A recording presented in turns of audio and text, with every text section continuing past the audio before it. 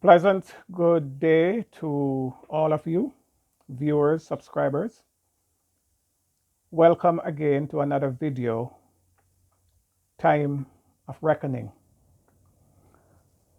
All the videos that I will be doing from here on in, and even the ones that have been done before, is to be entitled Time of Reckoning.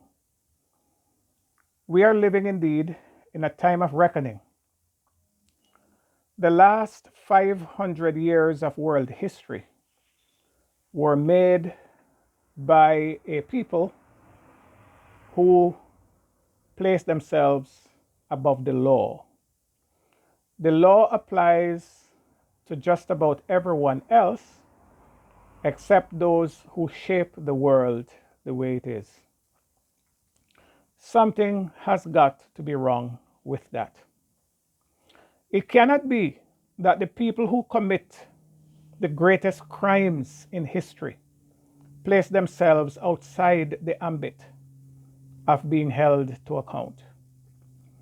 As a consequence of that, our leaders today only can beg, soft talk, and try to appeal to consciences and people's better angels. That is a very sad situation. We find ourselves in that situation because the world that we now find ourselves in were made this way for us by those who felt superior to us. And from inception, we have accepted it to be like that. Deep down in our souls, we know something is wrong with it. Deep down in our hearts, we do not really want to accept it. But overtly, we put on the face of hypocrisy and we try to accept it for what it is. We know for the most part of the world what is known as the British Empire, on which they say the sun never sets. And as someone jokingly said, that the sun never set on the British Empire because God could not trust them in the dark. The British Empire, the British monarchy that runs that empire, has done some of the most atrocious things imaginable to humankind. And today, no one can hold them accountable because international law and even domestic laws were orchestrated by them, and they have placed themselves outside of the ambit of that law. You have to ask yourself, how did we get here? How on earth could the governments of independent countries that were former colonies of the British Empire, how could they have accepted that? When are we going to rebel against it? You know, our political electorates, they set election dates, they go to polls, they're being elected to office. But when they are being sworn in to the office to which they were elected domestically, they swear allegiance to the British monarchy.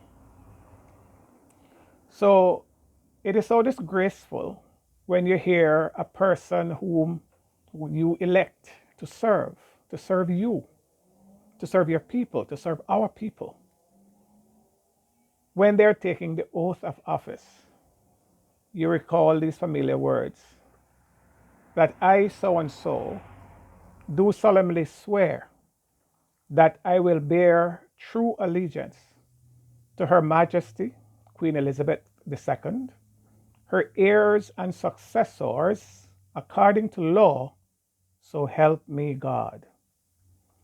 So to occupy a seat in the House of Parliament, in the House of Assembly, to sit as a minister of government, in most of these post-slave society, you have to almost say a prayer of allegiance to the British monarchy. And something is fundamentally wrong with that, if you think about it. In that oath of allegiance, absolutely no mention is made of the people who elect you to office. No allegiance is made or taken for the country that you're elected to serve, but your allegiance is to the British monarchy, the heirs and successors of that monarchy, even those yet to be born. Can you imagine that in this, the second decade, the ending of the second decade of the 21st century, that sane human beings are doing something like that? Can you believe it? Good morning. It is truly an unfortunate situation that we find ourselves in this situation. Truly unfortunate. But we know how we find ourselves in it. We know about our enslavement past. And we know that the persons who held us in chains, in bondage, are the very ones who make the law to be that way. But we should bear in mind that our ancestors, our forefathers, who actually lived those experiences, never agreed with it. They fought it, and they have won. The problem is, the ones that they fought for, namely us, and from among us, leaders are chosen. They are the ones, you could say, who have betrayed us. Our leaders have betrayed us. And we need to start holding our leaders to account. We need to start forcing the hands of our leaders to do something about the injustices that still persist. Injustices like swearing allegiance to the Queen and not to the people who elected them. That's immoral, isn't it? That's immoral. And something should be done about that with alacrity, fast. We should change those things. We should begin to feel the pains of our ancestors. We should begin to live the indignity that they suffer. We should. And a part of our problem, a huge part of the problem of the black race, is that we have betrayed our ancestors. We have betrayed them. When you think about the images, the gruesome images of our ancestors, how they were hanged, how they were crucified, how they were slain, how they were murdered, images of those things are all over the place. We don't have them in our classrooms. We don't have them in our churches. We don't have them in our homes. We have betrayed our ancestors. At the same time, we have absolutely no problem having images of Her Majesty the Queen in our house. It's a common sight in many households, even today. Yes, our oppressors are the ones that we're holding up. Something has got to be wrong with that. And those are things for which we need to begin to start forcing others to renounce. The truth is, we didn't even have to think about forcing anyone to renounce those things if, when we became independent, we roll back the hands of time and literally scatter those images of our ill treatment and injustices all over our institutions. Every police station, every time a police officer walks into the police station, he should see those images. Every time a black preacher goes into a church, they should see those images. Every time a child walks in their houses where they live, they should see those images. And that is not unexpected. It is so crazy that in today's world, when we speak of the injustices we suffer, we are accused by those who perpetrated it against us that we are preaching hate. But it means that what they did was hateful. If it was hateful, why did they do it? And if they did it for their benefit, even if it is hateful for our benefit, we need to teach it to our children. Let me remind us again that the people on earth that call themselves Jews, they have suffered, as history says, the enslavement in Egypt. And as a consequence of that, what is called a Passover is indelibly set in history. Anywhere a Jew is, at certain time of the year, they celebrate or commemorate what is known as the Passover. And that Passover has everything to do with their enslavement experience in Egypt and their freedom. Then, in the 1930s, under Adolf Hitler of Germany, the Jews again suffered another major blow and setback in what is called the Holocaust. And that too is kept before a Jewish person and a Jewish child.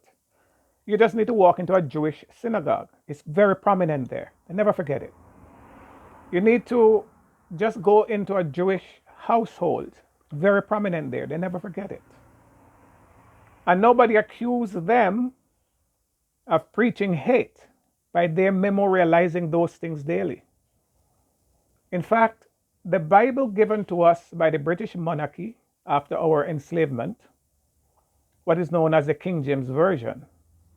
In fact, we have to ask ourselves, what's the correlation with the King James Version that was translated in 1611 and the enslavement of African people that took place just a few years after in 1627? What's the correlation? But in that book, the Bible, that we were given by the British monarchy, it is clearly stated that God told the Jews that their experience in Egypt, they should never forget it. It was specifically said, word for word, that those things must be kept before the children when they sit in the house, when they walk on the road, when they lie down, and when they get up. That's according to Deuteronomy, the 5th chapter. So, what about Africans? Should we do the same thing for our own experiences? That's a no-brainer. We should. And our leaders who took over after our ancestors fought relentlessly for the dignity of the black race have betrayed us. Our leaders have betrayed us. And so after our emancipation, the British entered the phase of what is called colonialism. So they still ruled the roost at that time. During colonialism, they have structured an education system for the freed slave, and we still choose to keep them today. And all the things that are praiseworthy about the British monarchy, about white supremacy, is taught in our literature, and we're fed those things even in the second decade of the 21st century. Our history has taken a back seat.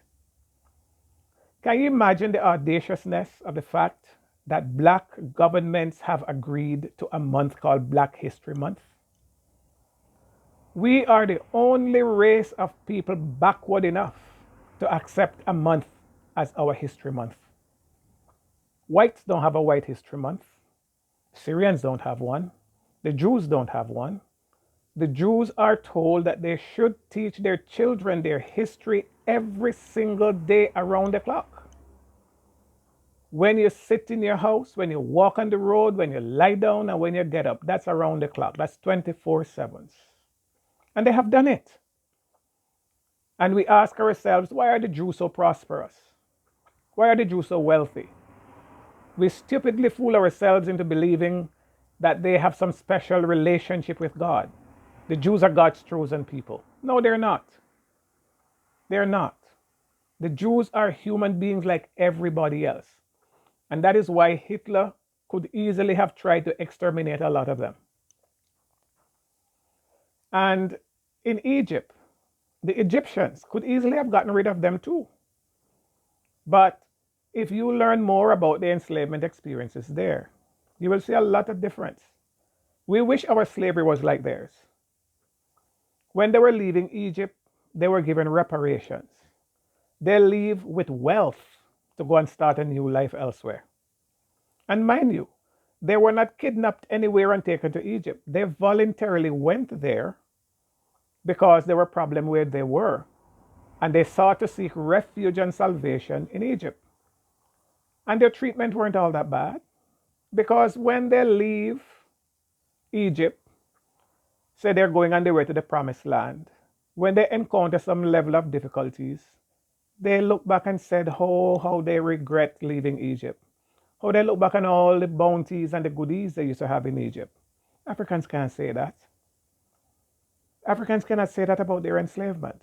We have no such thing. In fact, in our case, when our foreparents were quote unquote set free, the British monarchy pays the slave owners for losing their slaves, their property, us. So they get paid for not having us, rather than paying us for the many years, hundreds of years that we worked for them for nothing. So we were left to start life with empty hands. We were left to drag ourselves up by our bootstraps even though we were barefooted. That's our situation. And now we find ourselves in a situation where the criminals that have done it have write themselves out of the law, so the law doesn't apply to them. There is no jurisdiction on planet Earth where anybody can take the Queen to court. Can't happen. They are above the law. Of course, there were other monarchies in Europe. You have the monarchical system in Belgium, and you have others too. Christopher Columbus himself was sent out by the monarchs in his country. So we really are up against it. And we just don't seem to be quite prepared to deal with it. Just this week, there was a very outstanding academic discussion with the reparations task force that the government of the Caribbean has set up. But, as noble as that is, all they can do is to try to shame the British monarchy. And the truth is they have no shame. They absolutely have no shame. So whether they will listen or not, when a person in normal circumstances commits a crime, the police go and manhandle those persons. Wherever they are, the police go find them, handcuff them, and take them before the court. And that seems fair for persons who break the law and do wrongs. But how unfortunate it is that the greatest perpetrators of injustice, that cannot happen to them. So if someone does something wrong, something wicked, commit crimes against humanity, but the law is written that they are immune, what's the purpose of the law? It is under circumstances like those that we can really say the law is stupid. The law at some levels are truly stupid. But it is made easier by the fact that after becoming independent countries, our leaders let us down. Our leaders continue to cozy themselves up to the British monarchy, swearing allegiance to them. When you hear our leaders talk about the evils of slavery, you think of somebody like Porter Ringababy. And it can't be any different because they swear allegiance to the Queen.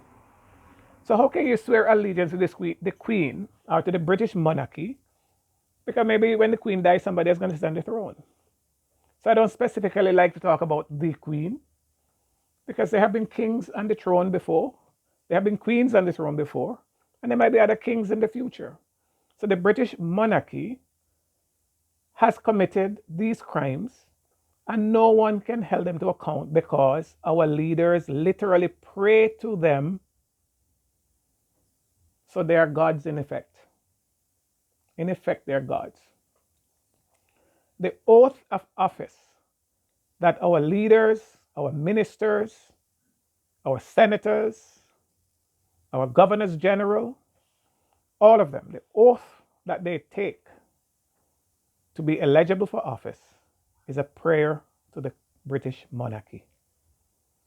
So, how are they now going to turn around and say anything against the very one to whom they swear allegiance? Hard, isn't it? But if they had taken the steps necessary to rid us as a people of the nonsense of any allegiance to a monarch anywhere on earth, the situation would be different. We would have our own laws, we would have our own constitution. And people might say, yeah, we have our own constitution, but we don't. We don't. The constitutions that we have was left to us by our oppressors, by the people who think we are 3/5 of a human being. Yes, that's where we get our constitution from. So they write us a constitution and leave themselves above the law. So all the atrocities that they have committed, they cannot be held accountable because they're above the law. That is the greatest act of shame and disgrace in human history. And we all need to be sensitized about these things so we can rally around our governments. We can rally around our governments. I want to close on this note that in the reparations discourse that was held earlier this week, Prime Minister of Barbados, the Honorable Mia Motley, deliberated very well. She's a very strong black woman, very strong. She made reference to a meeting she attended in Chile because she was the government appointed leader of the government delegation for the United Nations World Conference Against Racism, Xenophobia, and Related Intolerance in Durban, South Africa, September 2001. But when circumstances led to her not being able to make it, Professor Sir Hilary Beckles was given the honors to lead. But there was a very strong non-government organization from Barbados also, led by the Honorable, now His Excellency, the Honorable David Commichong. Credit to that great brother. Have been working in the trenches for donkey years. And he led the United Nations, he led the Barbados NGO delegation. I had the distinct pleasure of being on that committee that prepared the Barbados delegation for that conference. The Honorable Mia Motley gave a speech in Chile that was world shaking. And I'm happy to see that she is now the chair of the Caribbean's Task Force on Reparations. Sir Hilary Beckles, awesome colossus. He is truly awesome. The United Nations used him to research his slave route project. And together with Professor Vereen Shepherd of Jamaica, they have compiled a number of essays written by lecturers and academics around the world and the Black struggle in a huge book called African Slavery in the Atlantic. That's a must read. That is a must read. But a point of concern I have is the fact that the Jamaican representative, the Honorable Olivia Babsy Grange, a member of the Jamaica Labour Party, she made some very strong points. And it concerns me greatly because there is something that is very funny about the Jamaica Labour Party. Jamaica Labour Party, after nearly 60 years of independence, the Jamaica Labour Party remained what is a pro-colonial party. And that is a serious concern. Edward Seaga, the leader of the Jamaica Labour Party, voted to keep Nelson Mandela in prison. That meeting was in Canada. If Edward Seaga was a little more what he should be as a leader of a black country of Jamaica, Nelson Mandela could have been out of prison long before he did. And Edward Seaga is on record of discouraging support for the Caribbean Court of Justice. And to this day, Jamaica is not a signatory to that court because of the Jamaica Labour Party. Those things are troubling. So it puzzles me on the one hand, how could they be a pro reparations activist, but at the same time, they are so strong in their stance as a pro colonial party? It's baffling. Something is not right. Nonetheless, I am very happy to see Miss Olivia Babsy Grange. And I also know of Mike Henry's relentless work on this matter. And he's a minister in the government of the Jamaica Labour Party as well. Mike Henry has done some outstanding work on this matter of reparation. But these guys continue to remain. Edward Seaga says the Caribbean Court of Justice is a hangman court. And these guys continue to hold on to the coattail of the British Privy Council. What a shame. What a shame. You know, after all that we have been through, we fail to recognize that Black people and Black government have what it takes to chart our way forward. Many of the islands in the Caribbean still refuse to have as their final appellate court the Caribbean Court of Justice, simply because they prefer the colonial master system. What a shame. Shame on those governments. Shame on them.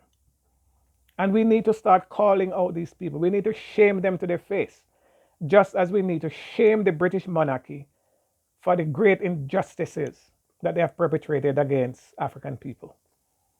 So if we can't go the legal route, because there is none, they're above the law, they are gods, we just have to humiliate them, blaspheme them everywhere we can, shame them into action. That's what we can do, and that's what we have to continue to do. Shame them into action. Shame on them. Shame on those Black leaders who continue to hold on to their coattails. Shame on those Black leaders who refuse to structure an education system where our people can learn our history just the way the Jews learned theirs. And I will say to you, anytime African people in this Western world began to learn our history, we are going to become just as great as the Jews, and maybe even greater, because we were greater once. Don't forget. Jewish people, although they are said to be God's favorite people and God's chosen people, had us to go and take refuge in Egypt for their survival. Why?